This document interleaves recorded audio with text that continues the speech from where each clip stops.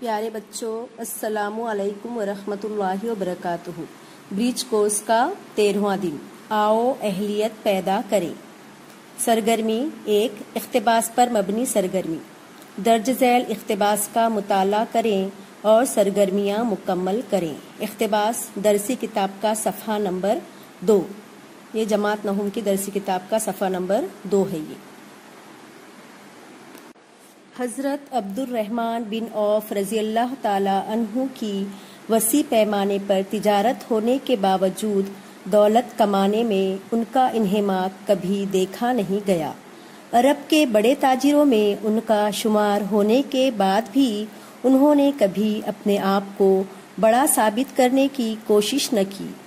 بالعموم مال و متاع اور دولت و ثروت کے زام میں آدمی خدا فروش ہی نہیں، اپنوں سے بھی بیزار ہو جاتا ہے، مگر حضرت عبد الرحمن رضی اللہ تعالی عنہ کا یہ عالم تھا کہ تجارت سے جو کچھ حاصل ہوتا اسے غرباء و مساکین اور اہل و عیال پر خرچ کر دیتے تھے۔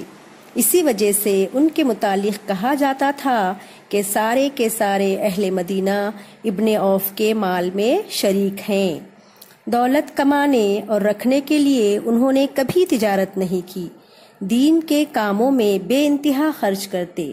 وہ اپنی تجارت کے نفع کا اندازہ خدا کی راہ میں خرچ ہونے والی دولت سے کرتے تھے۔ وہ قناعت پسندی اور استغنا کے لیے سارے مدینے میں مشہور تھے۔ یہ وہ خوبیاں تھیں جن کی وجہ سے وہ اصحاب رضی اللہ تعالی عنہم میں نمایاں نظر آتے تھے۔ اس پر متضاد ان کی سادہ اور بے ریا زندگی تھی، جس میں افلاس سے امارت تک کے حالات میں کوئی تبدیلی نہیں آئی۔ وہ جب تنگ تھے اس وقت بھی سخاوت میں اپنی کشادہ قلبی کا ثبوت دیتے رہے، اور جب امارت ہاتھ آئی تو عطا کی کشادگی میں بھی اضافہ ہوتا گیا۔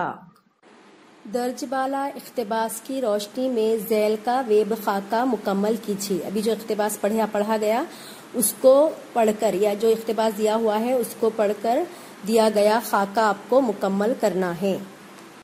حضرت عبد الرحمن رضی اللہ تعالی عنہ، ان کی خوبیاں اور زندگی گزارنے کا طریقہ لکھنا ہے۔ خوبیاں بھی 2 لکھنا ہے اقتباس سے چن کر، اور زندگی گزارنے کا جو طریقہ ہے وہ بھی 2 طریقے لکھنا ہے۔ تو خوبیوں میں دیکھیے، قناعت پسندی لکھیں گے ایک خوبی، اور دوسری استغنا، اور زندگی گزارنے کا طریقہ سادہ بے ریا۔ ٹھیک ہے، اب سوال ہے اقتباس سے واو عطف کی مثالیں تلاش کر کے لکھیے۔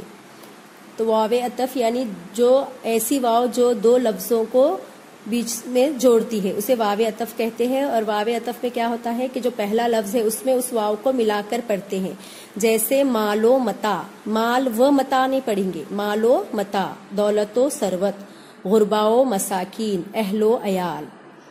سرگرمی نمبر 3 دیکھیے، اقتباس میں جو محاوروں کا استعمال ہوا ہے اسے تلاش کر کے لکھیں۔ کوئی 2 محاورے آپ کو لکھنا ہے۔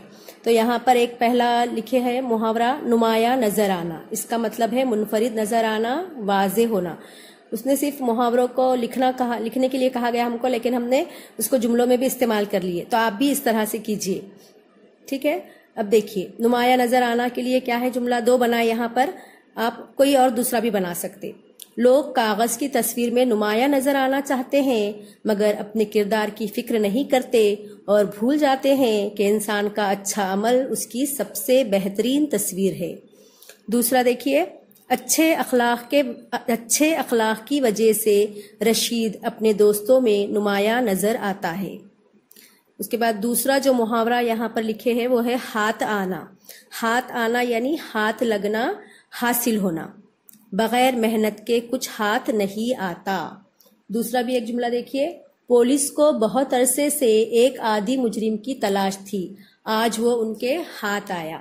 اب اس کے بعد ہے آؤ مشق کریں۔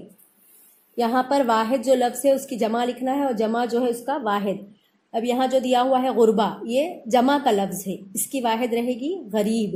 مسکین یہ واحد لفظ ہے، اس کی جمع رہے گی مساکین۔ ذیل کے الفاظ کے لیے 2 ہم معنی لفظ لکھیے۔ اب یہاں پر لفظ دیا ہوا ہے دولت، اس کے ہم معنی الفاظ ہم کو لکھنا ہے، تو ثروت، مال، دھن، سرمایہ وغیرہ۔ اب یہاں اس کے بعد ہے دیکھیے آؤ تخیلاتی بنے. پچھلے جماعتوں کی اردو کی درسی کتابوں میں مختلف صحابہ کرام رضی اللہ تعالی عنہما کی سوانح عمری دی گئی ہیں.